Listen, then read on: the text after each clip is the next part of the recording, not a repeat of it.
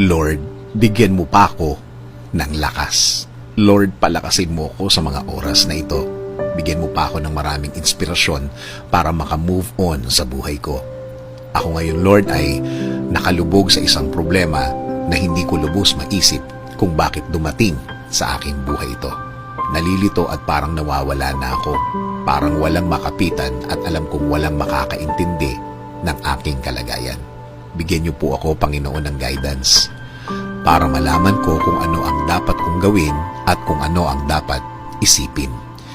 Ibigay niyo po sa aking daan ang mga taong tutulong sa akin at maging tamang impluwensya sa aking buhay. Taong nakareceive na din ng inyong pagpapala at ng inyong guidance at patuloy na nabubuhay ng tama na ayon sa inyong kalooban, Panginoon. Huwag niyo pong hayaan din na grabing maapektuhan ang aking pamilya. Spare them from hurt.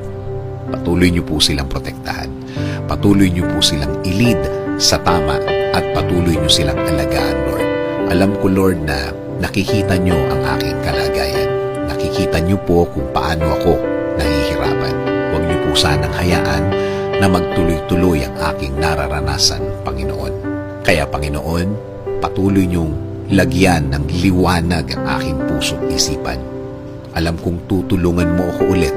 Alam kong gagaan ang lahat ulit. Alam kong hindi na magtatagal, darating na ang tulong niyo sa akin. Dasal ko, Lord, na patuloy mo akong bigyan ng lakas para sa araw-araw, para mas maharap ko ang mga problemang ito. Bigyan mo ako ng talino para mas alam ko kung ano ang gagawin sa problemang ito. Patuloy akong maniniwala at kakapit pa din sa inyong presensya, Panginoon. Kakapit sa pangako po ninyo na lagi kayong andyan para sa akin at sa aking pamilya.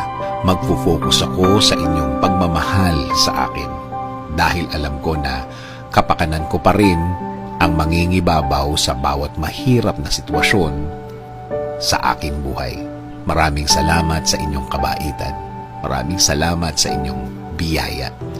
Maraming salamat sa ibibigay mong lakas at talino sa akin, Lord. Alam ko na lalakas na ako at tatalino sa mga araw at linggo na darating sa aking buhay. Itinataas ko din po ang aking bayan, Panginoon. Bigyan niyo po ng guidance at inspirasyon ang Pilipinas at mga Pilipino ngayon. Dito po sa aming bayan at mga Pilipino sa ibang bansa. In Jesus' name I pray. Amen. Sa